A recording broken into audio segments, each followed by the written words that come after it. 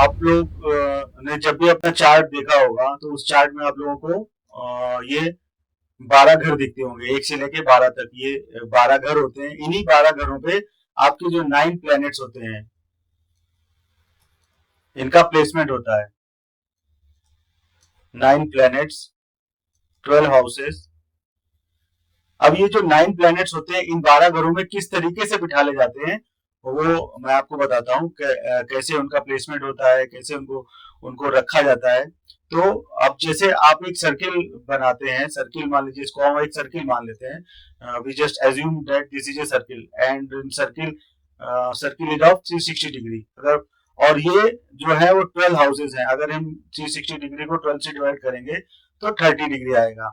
मतलब एक ये जो है ये 30 डिग्री का है, ये 30 डिग्री का है। ऐसे 30 30 30 30 करते हुए ये पूरा 360 डिग्री कंप्लीट हो जाता है। तो जब भी कोई प्लेनेट पहले घर में होता है तो पहले घर से जब वो दूसरे घर जाता है तो उसको 30 डिग्री चलना पड़ता है। फिर इससे इसमें जाएगा तो 30 डिग्री। इस तरीके से ये करता करता पूरा इधर से इधर, इधर से इधर, इधर से इधर, इधर से इधर, इधर से इधर, इधर से इधर, ऐसे ऐसे करता हुआ यहाँ पे जब वापस आएगा तो वो पूरा 360 डिग्री बन जाएगा। तो अब ये जो 9 प्लैनेट्स होते हैं, इन 9 प्लैनेट्स का नाम आप लोगों को नहीं पता होगा, मैं बता देता हूँ कि सबसे पहले आता है सूर्यदेव, सन। सन सन को क्या बोलते हैं? हम सन को बोलते हैं सभी ग्रह जो है इसके ये इसको फादर की संज्ञा दी जाती है। सन को बोलते हैं फादर, और सभी प्लैनेट जो होते हैं इससे ही रोशनी पाते हैं। तो जब कुछ प्लैनेट्स जैसे कि मरकरी और वीनस जो इसके आसपास रहते हैं, जब इसके क्लोज आ जाते हैं तो उनको कंबस्ट बोलते हैं, मतलब वो अस्त हो जाते हैं। तो सन को राजा बोलते हैं, और राजा या फादर। और सन के बाद आते हैं मून, चंद्रदेव। मून को हम बोलते हैं मदर। अब फादर जैसे जैसे फादर जब बच्चा एक होता है तो अपने फादर से ज्यादा डरता है, माँ से नहीं डरता है। तो इसी तरीके से सन को हम बोलते हैं क्रूअल प्लेनेट। 1 सेकंड को यार। श्रवण जी नमस्कार। तो मैं अभी बेसिक्स के बारे में बता रहा था कि किस तरीके से 9 प्लैनेट्स होते हैं और वो 12 हाउसेस में प्लेस किए जाते हैं। तो पूरा एक सर्किल जो है वो 360 डिग्री का होता है, और ये अगर उसको 12 घर से भाग दे दें तो 30 डिग्री का एक हाउस होता है।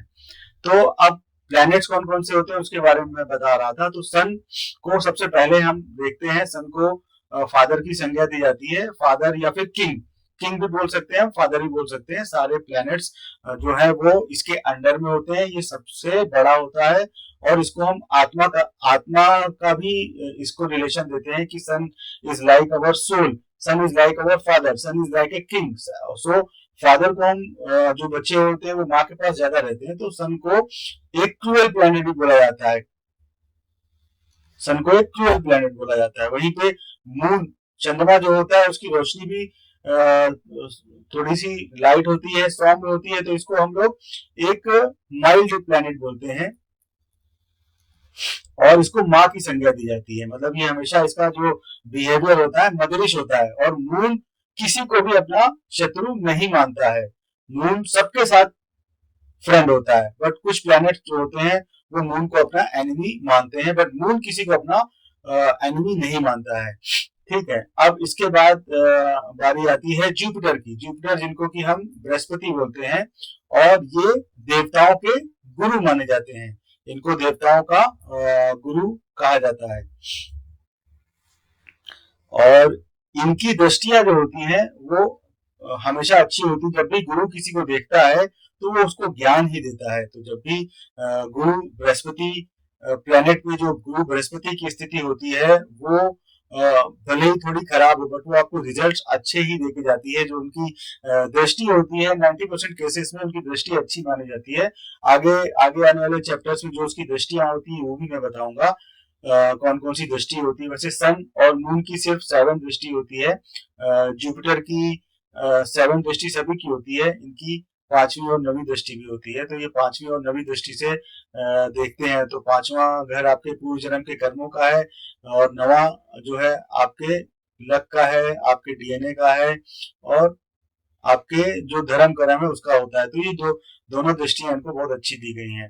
और जुपिटर को एक बड़ा प्लेनेट मानते हैं, काफी भारी ग्रह होता है, इसका जो पेरीमीटर होता है वो काफी ज्यादा होता है। इसके बाद हम बात कर लेते हैं जुपिटर के बाद हम शुरू करते हैं देवता श्रेणी से ही। इसके बाद आते हैं मार्स। दिख रहा है ना आपको? हाँ। इसके बाद आते हैं मार्स, मंगल देव। मंगल देव को हम यहाँ पर मैंने जैसे बताया सन को फादर की संज्ञा दी गई है, किंग की, मून को माता की, रानी की, और जुपिटर को आपके जो आचार्य होते हैं, जो आपके टीचर होते हैं, उसकी संज्ञा दी जाती है। और मार्स को संज्ञा दी जाती है सेनापति की या फिर आपके भाई की। मतलब ये हमेशा लड़ाई को तैयार रहते हैं। लाइक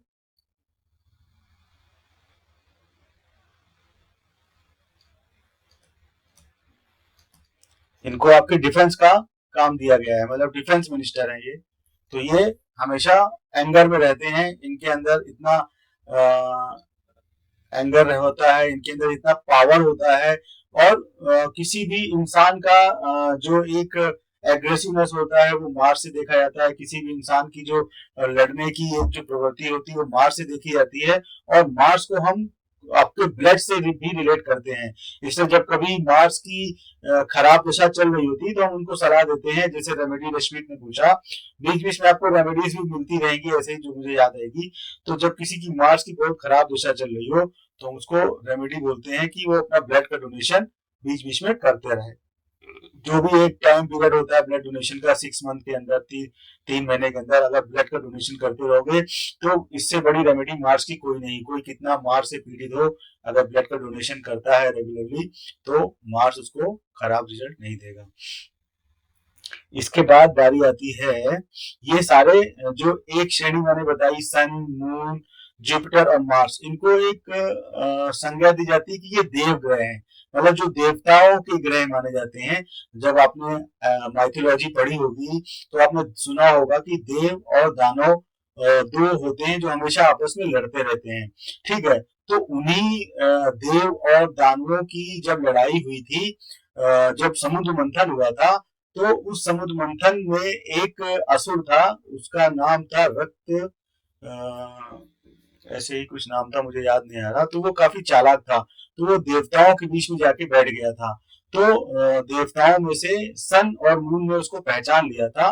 तो उन्होंने विष्णु जी को बताया था कि ये देखो हमारे बीच में एक जो है दैत्य बैठा हुआ है। तो उस दैत्य को विष्णु जी ने अपने सुदर्शन चक्र से 2 हिस्सों में बांट दिया था।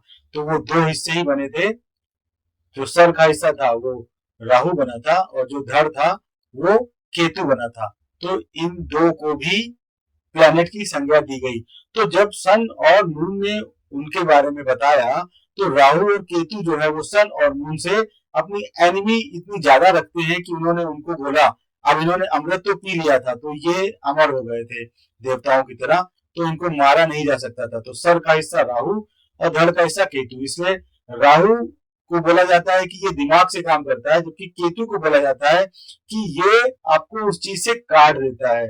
ये जिस चीज के साथ आता है, चूंकि इसके पास दिमाग नहीं है, ये दिमाग से काम नहीं करता, ये अपने तन से काम करता है। तो केतु ड्रिवन जो लोग होते हैं वो हर चीज को त्यागने की क्षमता रखते हैं, बट जो राहु ड्रिवन लोग होते हैं, जो जिनके अंदर राहु हावी होता है, वो किसी चीज को छोड़ नहीं पाते हैं। उनको उस चीज के प्रति इतना लगाव, इतना अट्रैक्शन होता है, क्योंकि उनका दिमाग, उनका जो मन होता है वो उसी से जुड़ा हुआ होता है।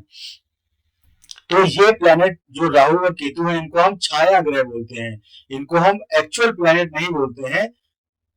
1 2 3 4 5 6, इनको हम एक्चुअल प्लैनेट नहीं बोलते। ये दोनों प्लैनेट अलग रखे जाते हैं, इनको छाया ग्रह बोला जाता है।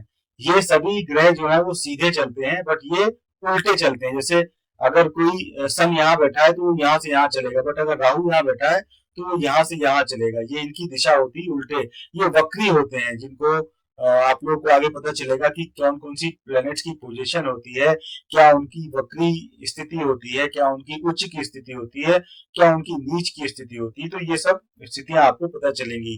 तो ये जो ग्रह हो गए, ये सारे हो गए देव श्रेणी के ग्रह। अब इसके साथ आते हैं दानव श्रेणी के ग्रह। उनमें सबसे ऊपर स्थान आता है वीनस का।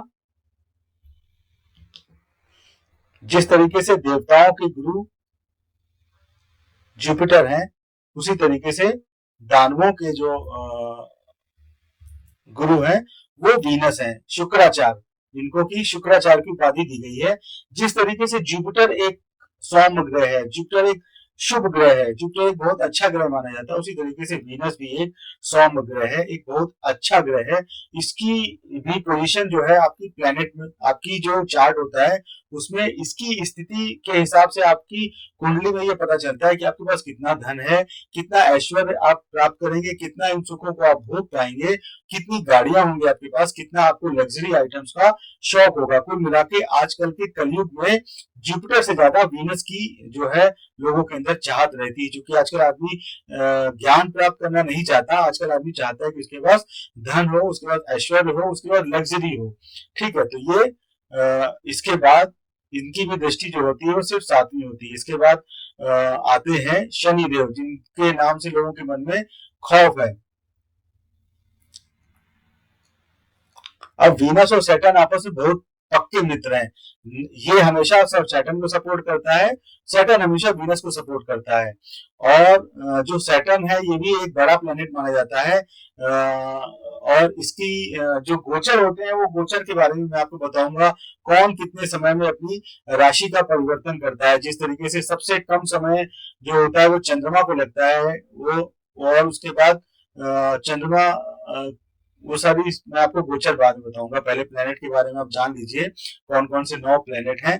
तो ये 1 नंबर प्लेनेट हो गया सन, उसके बाद 2 नंबर प्लेनेट हो गया मून, 3 नंबर प्लेनेट हो गया जुपिटर, 4 नंबर प्लेनेट हो गया मार्स, 5 नंबर प्लेनेट हो गया वीनस, 6 नंबर प्लेनेट हो गया सैटर्न। अब बचे एक,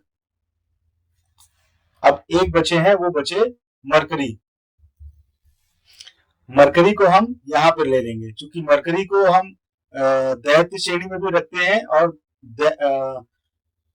देव श्रेणी में भी रखते हैं। ये एक बच्चा है, इसको राजकुमार की संज्ञा दी जाती है, इसको बोलते हैं हम प्रिंस। तो प्रिंस जो होता है वो सबका प्यारा होता है सिवाय मार्स के। अब मार्स के प्यारा क्यों नहीं होता है? क्योंकि मरकरी जो है वो राजा का पुत्र है, तो राजा को प्यारा है। ये इसकी माँ है, माँ को भी प्यारा है।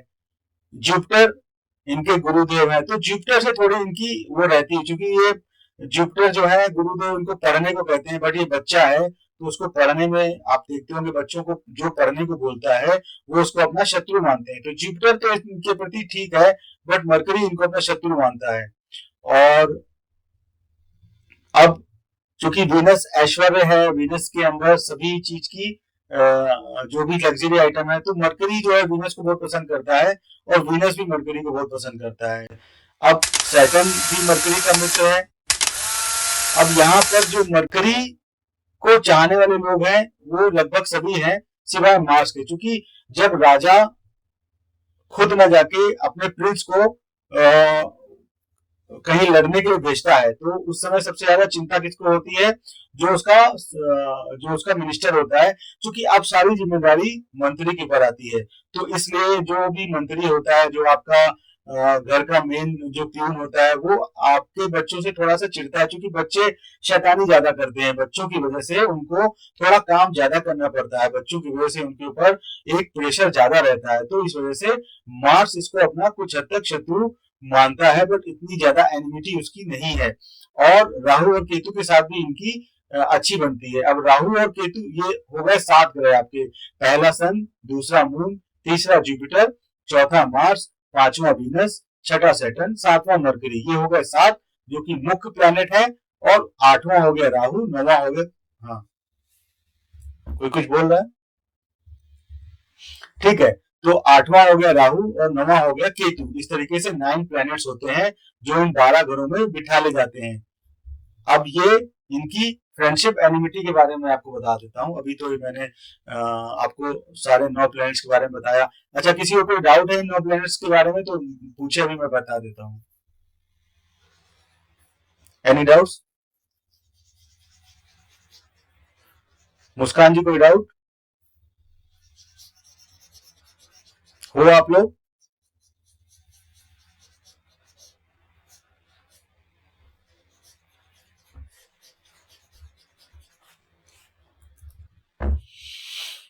सावन जी कोई डाउट?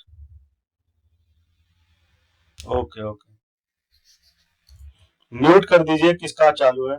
मुस्कान, मुस्कान जी।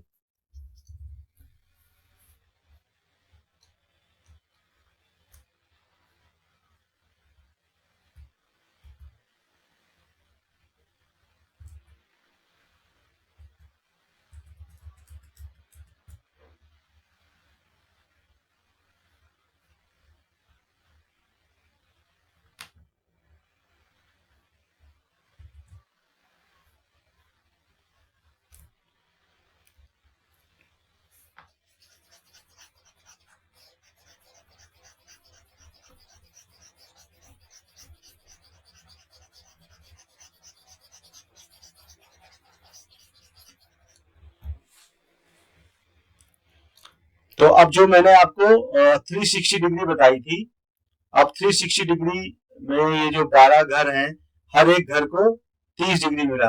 अब ये जो घर होते हैं इनको हम राशियां बोलते हैं, राशि। तो 12 राशि होते हैं। मुस्कान जी का डिस्टरबेंस कर रहा है काफी, रुको।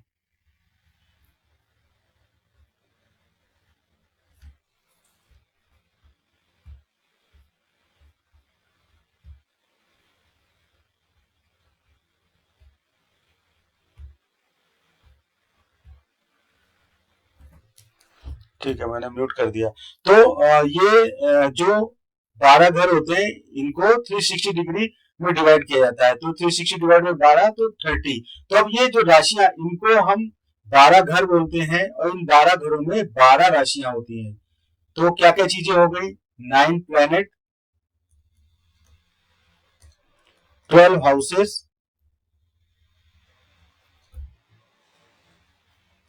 और 12 राशि। ठीक है, तो अब जब ये 12 राशियां एक पूरे सर्किल में है तो हर एक राशि को कितना डिग्री मिला? 30 डिग्री मिला। ठीक है, तो अब जैसे यहाँ पर 12 नंबर लिखा हुआ है, तो जो 12 राशियां होती हैं उन सबके नाम एक एक करके मैं आपको बता देता हूँ पहले, फिर बताता हूँ कैसे डिग्री देखी जाती है।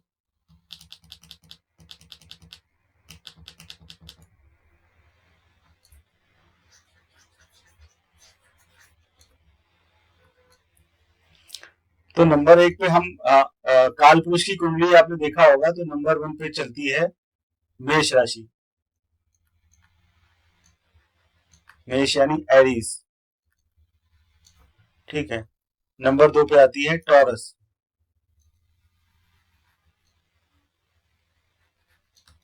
वृषभ।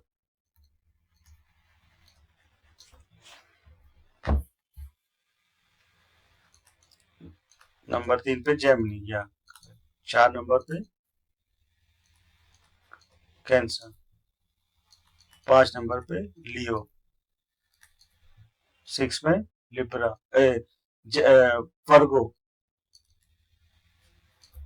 7 पे लिब्रा। 8 पे स्कॉर्पियो। 9 पे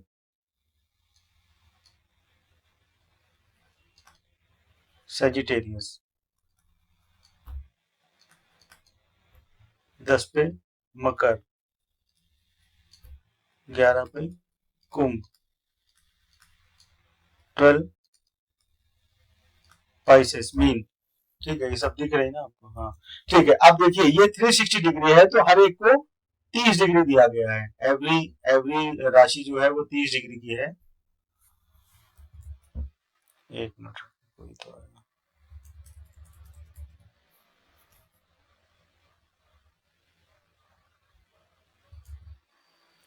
Gaurav ji you are late. अभी मैं प्लैनेट्स के बारे में बता चुका हूँ और अभी मैं राशियों के बारे में मैं बता रहा हूँ कि 12 राशियां होती हैं। 12 राशियों का मैंने नाम लिखा हुआ है। एक नंबर पे मेष आती है, दूसरे नंबर पे टॉरस, थर्ड नंबर पे जेमिनी, चौथे पे कैंसर, पांचवा नंबर लियो को दिया जाता है, छठा नंबर वर्गो, सातवां नंबर लिब्रा, आठवां नंबर स्कॉर्पियो, नौ नंबर सेजिटेरियस, 10 मकर, 11 कुंभ और 12 मीन। अब मैं इसका बेसिक कंसेप्ट आपको बताता हूँ। आपने ये नाम तो कई जगह पढ़ा होगा, कई जगह सुना होगा। तो हर एक जैसे मैंने आपको बताया कि ये जो सर्किल होता है, इस सर्किल को अगर आप सर्किल में देखेंगे तो 360 डिग्री होता है। तो एवरी जो राशि होती है वो 30 डिग्री की होती है। अब सपोज जैसे जो प्लैनेट का गोचर होता है, अब सपोज सन जो होता है वो सन एक महीने में अपना राशि परिवर्तन करता है। इस समय अभी आपने जब देखा होगा कि 15 तारीख को मकर संक्रांति होती है, तो मकर राशि ये यानी 10 नंबर की राशि में सन होता है और अक्सर 14 या 15 तारीख को संक्रांति पड़ती है।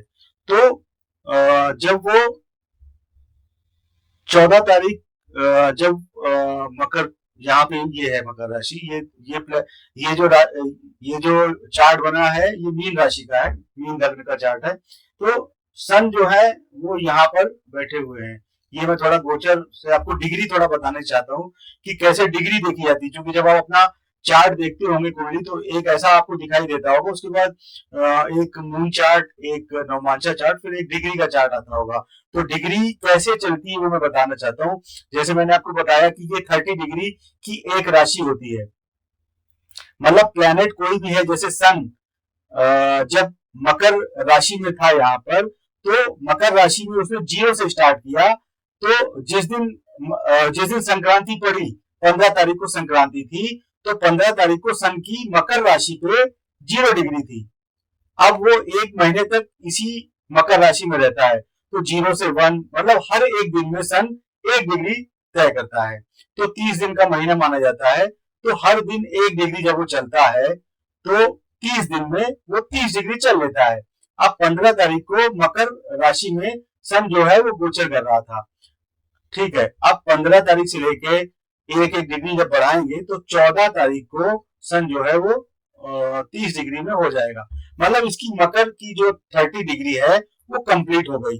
अब सन अगली 15 तारीख को आएगा मकर से कुंभ राशि में। अब कुंभ में वो फिर 0 से चालू करेगा, 0 से 30 रहेगा, फिर ये जब इसकी 30 डिग्री पूरी हो जाएगी फिर आ जाएगा मीन राशि में, फिर मीन में 30 पूरी करेगा। इस तरीके से हर प्लैनेट अपनी 360 डिग्री सभी राशियों में पूरी करता है। हर एक प्लैनेट को हर एक राशि में 30 डिग्री बितानी होती है। इस चीज को आप समझ जाइए कि every planet have to spend 30 degree in a rashi. अब हर एक प्लैनेट की जो मूवमेंट होती है वो अलग अलग होती है। जैसे सबसे कम समय की जो मूवमेंट होती है वो मार्च उसकी चंद्रदेव की होती है, क्योंकि चंद्र जो है वो 27 नक्षत्र होते हैं, तो उन 27 नक्षत्रों में उसको 2.5 दिन बिताना होता है। तो इस तरीके से जो चंद्रमा है वो हर 2.5 दिन में अपनी राशि बदल देता है, और जो सन है वो 1 महीने में अपनी राशि चेंज करता है, यानी 30 डिग्री चलता है। तो चंद्रमा जो है वो 2.5 दिन में ही 30 डिग्री चल लेता है, और जो सन है वो 30 दिन में 30 डिग्री चलता है। इसी तरीके से जो सैटर्न होता है वो 2.5 साल में अपनी राशि परिवर्तन करता है। जुपिटर भी 2.5 साल में अपनी राशि परिवर्तन करता है। मतलब आप जिस समय पैदा हुए थे उस समय सैटर्न जिस राशि में था, आगे आने वाले जब आप 30 साल के हो जाओगे तो फिर से उसको वो डिग्री मिलेगी, क्योंकि जब हम 12 को 2.5 से मल्टीप्लाई करेंगे तो 30 आएगा। मतलब हर 30 साल में, जैसे आपके जन्म के समय सैटर्न, जैसे मैं यहाँ दिखाता हूँ इस राशि में, ये थोड़ा हाई लेवल का होगा बट मैं थोड़ा सा बता दे रहा हूँ, जो कि शायद आप लोगों को बाउंस कर रहा होगा। जैसे इस कुंडली में सैटर्न कहाँ पे है, अच्छा इसमें प्लैनेट नहीं बैठे हुए।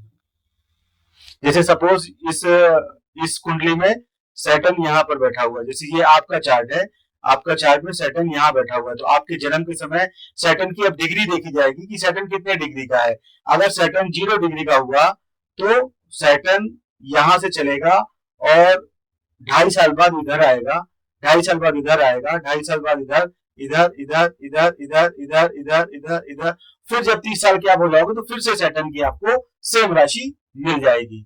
तो इसलिए जो जेमिनी सिद्धांत होता है या जो आपकी नाड़ी एस्ट्रोलॉजी होती है उसमें जो एक प्रोग्रेशन बोलते हैं, वो प्रोग्रेशन इसी से देखा जाता है कि आपको 30 साल में आपकी स्थितियां फिर से परिवर्तित होती हैं।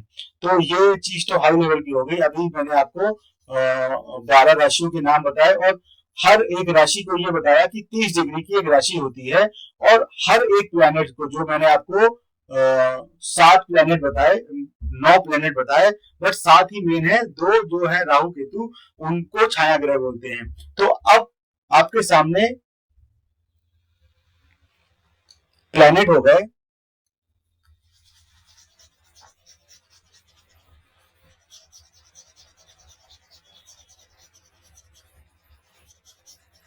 अब आप लोग सोच रहे होंगे एक चीज कि प्लैनेट तो मैंने बताए 9,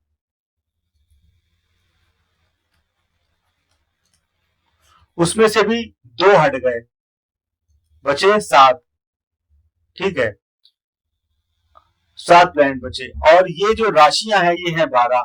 अब ये राहु केतु को कोई राशि अलॉट नहीं की जाती है। अब इन 7 प्लैनेट में हमको 12 राशियों को डिस्ट्रीब्यूट करना है। तो हम अगर 7 को 2 देंगे तो 14 हो जाएगा, तो वो इक्वल डिस्ट्रीब्यूशन नहीं होगा। तो यहां पर सन और मून को सिर्फ एक एक राशि दी गई है। इसके अलावा जितने भी प्लैनेट हैं, जुपिटर, इसको 2 राशि दी गई है। मार्स, मार्स है 2 राशि।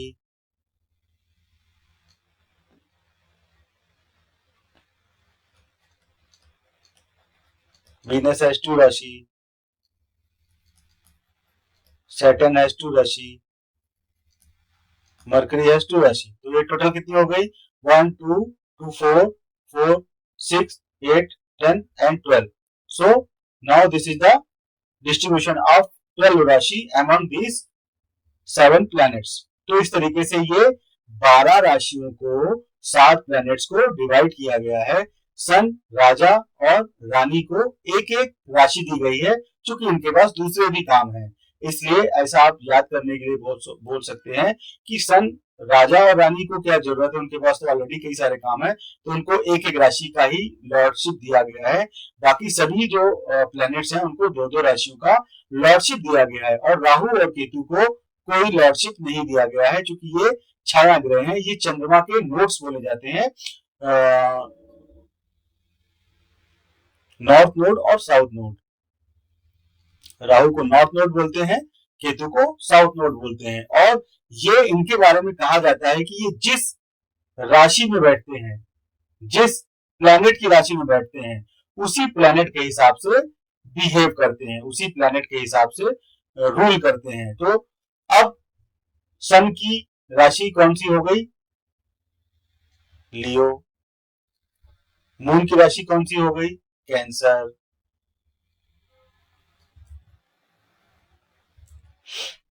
जुपिटर की राशि कौन कौन सी हो गई?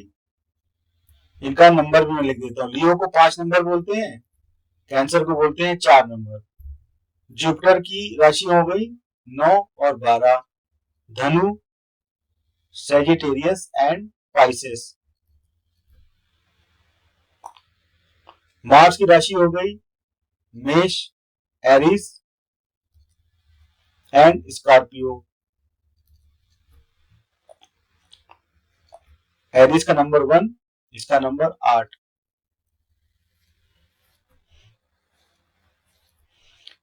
वीनस की राशि 2 नंबर पे आती है, 7 नंबर पे आती है। 2 नंबर यानी कि टॉरस, वृषभ और लिब्रा, तुला। सैटर्न की राशि आती है 10 और 11। 10 यानी मकर और ये कुंभ। मरकरी की आती है 3 और 6, जेमिनी एंड वर्गो।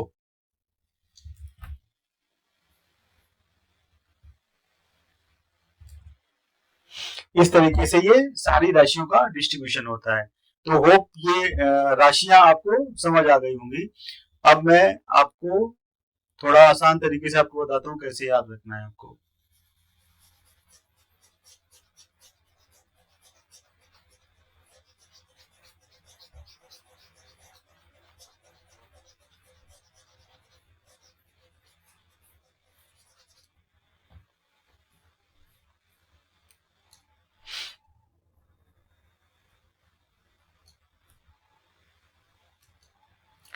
तो ये चीजें आपको बेसिक हो गई। 9 प्लैनेट्स, 12 राशि,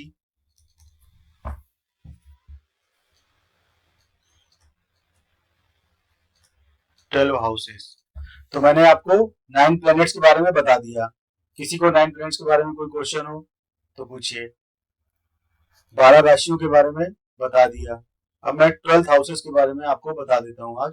उसके बाद आज की क्लास को खत्म करते हैं, क्योंकि ऑलरेडी 10:30 बज गया है। ठीक है, तो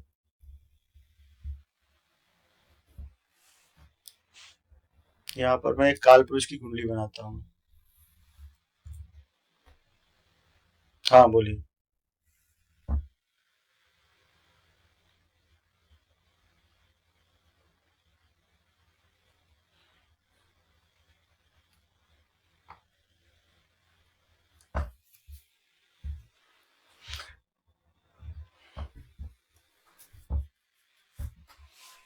नहीं, देखिए, जो आपने बोला कि गुरु जहाँ पर बैठता है, तो गुरु को हम क्या बोलते हैं, ज्ञान देने वाला बोलते हैं, यानी एक दीपक बोलते हैं। तो दीपक जहां भी जलता है उस जगह के नीचे अंधेरा होता है, बट दीपक की रोशनी जहां भी पड़ती है वहां पर उजाला ही उजाला होता है। तो गुरु को जो दृष्टियां दी गई हैं वो पांचवी और नवी दी गई है। अब पांचवा और नवा दोनों जो होता है वो त्रिकोण के घर होते हैं। ये पांचवा घर हो गया, ये नवा घर हो गया। ये आपके पूर्व जन्म के जो कर्म होते हैं वो आपको यहाँ मिलने हैं। ये आपका जो भाग्य का घर है, आपके रिलीजन का, आपके धर्म का घर है। तो ये दोनों त्रिकोण की दृष्टियां उनको दी गई हैं। तो इस वजह से ये दृष्टियां उनकी इतनी अच्छी मानी जाती हैं कि ये किसी के ऊपर भी पड़ जाए तो उसको काफी अच्छा माना जाता है। वही उल्टा होता है शनि के साथ। शनि जहां पर बैठते हैं, शनि को एक छाया ग्रह बोलते हैं। तो छाया जहां होती है वहां पे छाया करेगी, तो वो उसके लिए अच्छा करेगी। शनि जहां बैठते हैं उस घर को स्ट्रांग करते हैं, क्योंकि शनि को वही रहना है, वही छाया देनी है। बट शनि की दृष्टि खराब मानी जाती है। अब शनि को दृष्टि कौन कौन सी दी गई है? शनि को दृष्टि दी गई है तीसरी, सातवीं दृष्टि तो सब, हाँ, सातवीं दृष्टि तो सबके पास होती है। तीसरी दृष्टि दी गई है कौन सी? वो हो गई कर्म की दृष्टि।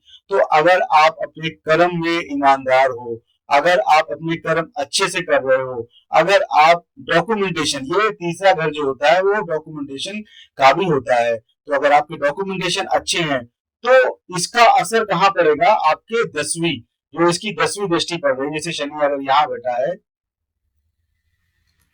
तो पहला यहाँ बैठा है उसको अच्छा करेगा। अब पहला दूसरा तीसरी दृष्टि इसकी यहाँ पड़ रही है। तो ये घर जो होता है इफर्ट का होता है। जो तीसरा घर होता है वो इफर्ट का होता है, आपके डॉक्यूमेंटेशन का होता है, आपके शॉर्ट डिस्टेंस ट्रेवल का होता है। और आप जहां पर और ये जो इसकी 10वीं दृष्टि पड़ती है, ये आपका वर्क प्लेस होता है, यानी आपका जो प्रोफेशन है वो प्रोफेशन। तो जब आप इफर्ट ईमानदारी से डालोगे, जब आप डॉक्यूमेंटेशन अच्छे से रखोगे, जब आपका कम्युनिकेशन अच्छा रहेगा, जब आपका सोशल जो भी आपकी आजकल चूंकि कम्युनिकेशन मेल्स के थ्रू होता है, व्हाट्सएप के थ्रू होता है, तो जब वो आप अच्छे से करोगे तो आपको आपके प्रोफेशन में उसका रिजल्ट अच्छा मिलेगा। तो अगर कोई ये कहे कि उसकी दृष्टियां खराब हैं, तो खराब, अगर आप उसके हिसाब से वर्क नहीं कर रहे हो, आप काम में चोरी कर रहे हो, आप ईमानदारी से काम नहीं कर रहे हो, आप डॉक्यूमेंटेशन अच्छे से नहीं कर रहे हो, आपका कम्युनिकेशन अच्छा नहीं है, तो आपका जो वर्क प्लेस है वहां पर आपको रिजल्ट बिल्कुल नहीं मिलेगा। बट अगर आप ये चीज अच्छे से कर रहे हो तो आपको आपके वर्क प्लेस में रिजल्ट अच्छा मिलेगा, आपकी जो पोजीशन होगी वो और स्ट्रांग करेगी। शनि को कर्म का देवता माना जाता है। तो आपके कर्म अच्छे होंगे तो शनिदेव आपको सबसे बेस्ट रिजल्ट देंगे। शनि को राजा से रंक बनाने में देर नहीं लगती, बट वो आपको इतना मेहनत करवाते हैं, इतना मेहनत करवाते हैं कि इसलिए शनि लोगों को पसंद नहीं होते हैं। तो ये तो हो गई आपकी, जो आपका क्वेश्चन था जुपिटर और शनि का, वो बिल्कुल सही, बिल्कुल सही आपने बोला था कि जुपिटर जहां बैठते हैं वो उस घर को कमजोर करते हैं, और जो दृष्टियां होती है उन घरों को वो अच्छा करते हैं, और शनि जहां बैठते हैं उसको मजबूत करते हैं, जो दृष्टियां होती है उनकी वो खराब होती है। बट हर एक चीज का एक प्लस और एक माइनस पॉइंट है, तो मैंने आपको उस माइनस को कैसे प्लस करना है वो बता दिया, कैसे उसको यूटिलाइज करना है। तो वो जो दृष्टि है वो भी आप उसको अच्छे से यूटिलाइज कर सकते हैं।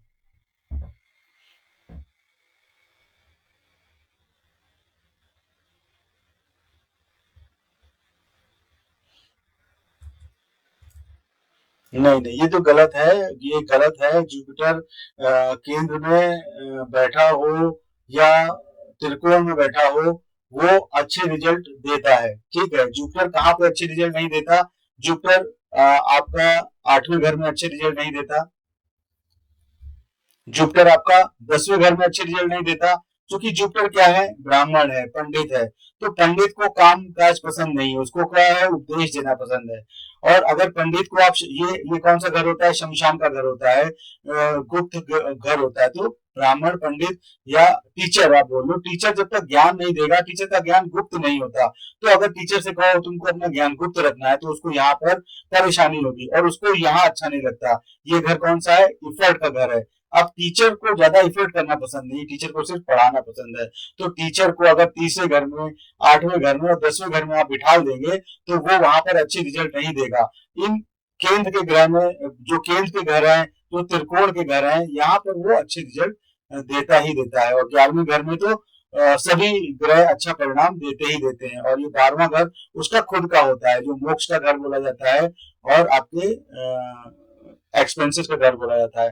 तो तीसरा घर, 8वां घर और 10वां घर, यहाँ पर जुपिटर अच्छे रिजल्ट नहीं देता। बाकी सब जगह जुपिटर अच्छे ही रिजल्ट देता है। ठीक है।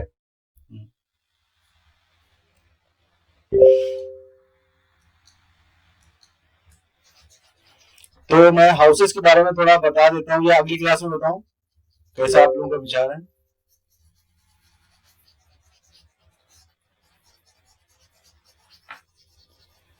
टाइम तो हो रहा है, आप लोग बताइए, उस हिसाब से पढ़ता हूँ मैं। हाउसेस में फिर 15-20 मिनट से कम नहीं जाएगा, कम से कम 15-20 मिनट जाएगा।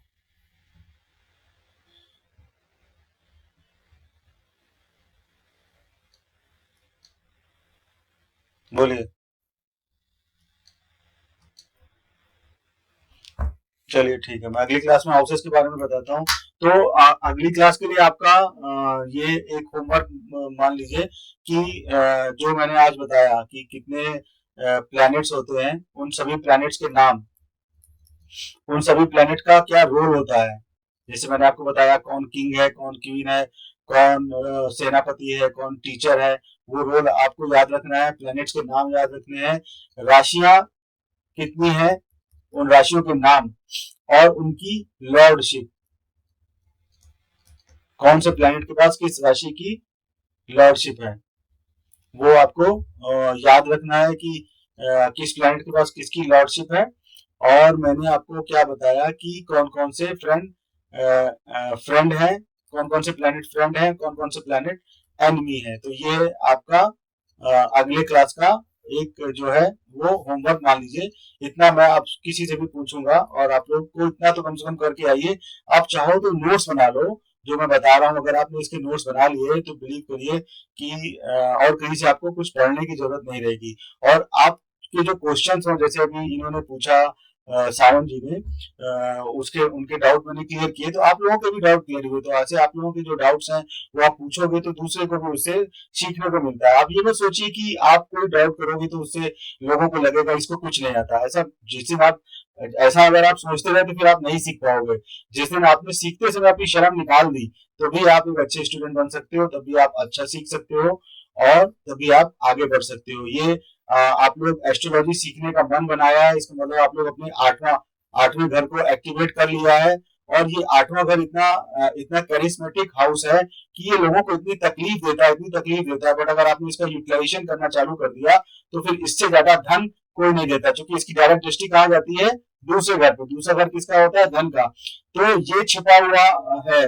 तो जो लोग भी शेयर, मतलब जो लोग को धन कमाना है शेयर मार्केट से या सडन धन चाहिए, उनके लिए 8वां घर अच्छा करना उनको बहुत इम्पोर्टेंट है। ये वंश आ गया है तो मैंने उसके लिए थोड़ा बता दिया, क्योंकि आज वो लेट आया है तो इसलिए।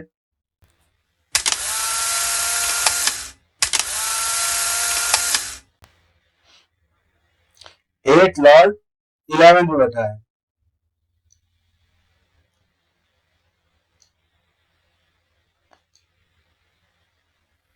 देखो, सबसे पहली बात तो ये है कि 11 का जो लॉर्ड होता है वो अच्छा नहीं होता।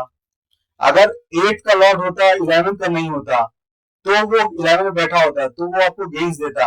बट 8, 10, 11 बोथ का लॉर्ड है और वो 11th में ही बैठा है, तो वो आपको हार्म देगा, वो आपको प्रॉफिट नहीं देगा। प्रॉफिट आपको तभी मिल सकता है जब आप 8th हाउस के जो प्लैनेट्स होते हैं उस चीज से रिलेटेड चीज में आप इन्वेस्ट करो। जैसे स्टील में इन्वेस्ट करो, स्टील की कंपनियां हैं, माइनिंग की कंपनियां हैं, फार्मेसी की कंपनियां हैं, टेक्नोलॉजी की कंपनियां हैं, और इस टाइप की जो कंपनियां हैं, जो अब आपका 11th हाउस हो गया सोशल मीडिया का हो गया, जो सोशल मीडिया की कंपनीज हैं, इनसे रिलेटेड कंपनी में जब आप इन्वेस्ट करोगे तभी आप गेन्स प्राप्त कर सकते हो। अदरवाइज ये आपके लिए काफी खराब प्लेनेट है, क्योंकि दो खराब घर का वो लॉर्डशिप उसके पास है। तो आपको उन घरों को यूटिलाइज करना है, तभी आप गेन्स कर सकते हो। तो ठीक है, तो ये सारे चीज आप अगली बार याद करके आइएगा, और फिर मैं आपको अगली अगली क्लास में हाउसेस के बारे में बताऊंगा, क्योंकि ये जो कारक तत्व हैं वो काफी इंपॉर्टेंट रखते हैं। अगली क्लास में मैं आपको बताऊंगा कि जो 12th हाउसेस हैं उनका क्या मीनिंग है, उनके कारक कैसे देखे जाते हैं। इसके अलावा मैं आपको बताऊंगा कि जो राशि है, राशि के कारक तत्व क्या है। ये काफी इंपॉर्टेंट होता है कि अगर आपको कारक तत्व पता है अगर, तो आपको 60% कुंडली देखनी आ गई, ये आप मान लीजिए। अगर आपको कारक तत्व पता है तो आप किसी की कुंडली को देखते ही उसको उसकी पर्सनालिटी के बारे में बता सकते हो, उसके प्रोफेशन के बारे में बता सकते हो, उसके घर के बारे में बता सकते हो, उसके स्पाउस के बारे में बता सकते हो, उसके बच्चों के बारे में बता सकते हो। तो लगभग 60% तो आपका काम हो गया। बाकी 40% जो हायर लेवल है वो आप धीरे धीरे आपको पता चल जाएगा। तो कारक तत्व जो होते हैं वो काफी इंपॉर्टेंट होते हैं, वो मैं आपको अगली क्लास में बताऊंगा। तो अगली क्लास आज वेडनेसडे है, तो देखते हैं। मैं संडे टू संडे क्लास लेने की सोच रहा हूँ। आज तो चूंकि बसंत पंचमी थी, तो जस्ट फॉर स्टार्ट आज मैं भी ऑफिस से 8 बजे ही आया। पहले तो मैं सोच रहा था मना कर दूं आप लोगों को, बट फिर मैंने कहा नहीं, आज का दिन अच्छा है, कम से कम स्टार्ट करेंगे। एक बंदा भी आएगा फिर भी करेंगे स्टार्ट। तो सबसे पहले आया अपना रश्मित। तो रश्मित, थैंक्स फॉर कमिंग। और आप सभी लोग, संडे को मैं बताता हूँ, संडे को आप लोगों को अच्छा रहेगा कि सैटरडे को, ये बताइए। हाँ नहीं, एक्चुअली कई लोग होते हैं ना छुट्टी में घूमने जाते हैं, जैसे मैं भी घूमने का शौकीन काफी हूँ। तो बट शाम को मैं फ्री रहूंगा, बट दिन में थोड़ा सा इशू रहेगा। तो शाम को संडे को रखते हैं, any day in the night.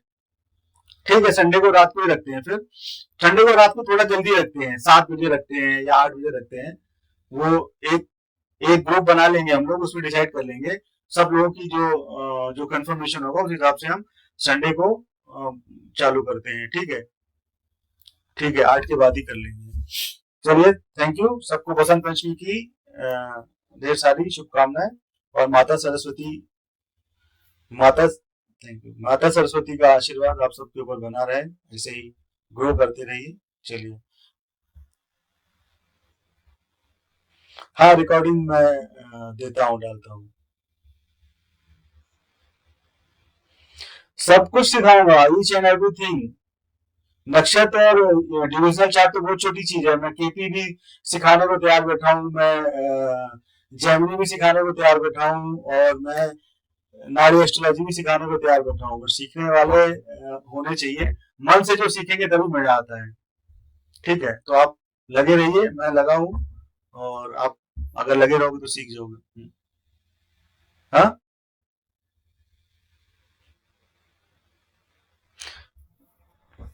अलग अलग अलग आती।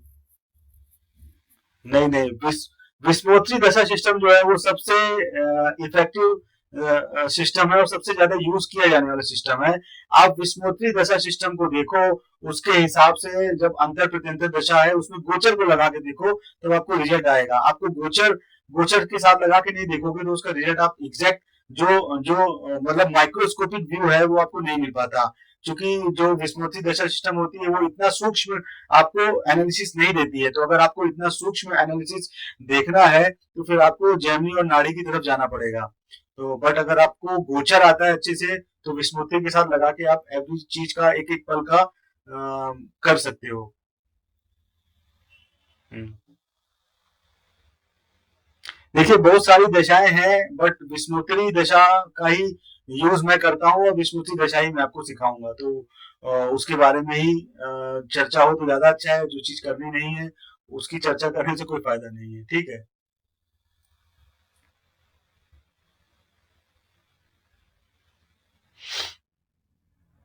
नहीं नहीं, देखिए चार्ट सिस्टम अलग अलग होते हैं, नॉर्थ इंडियन, साउथ इंडियन, लहरी। हाँ,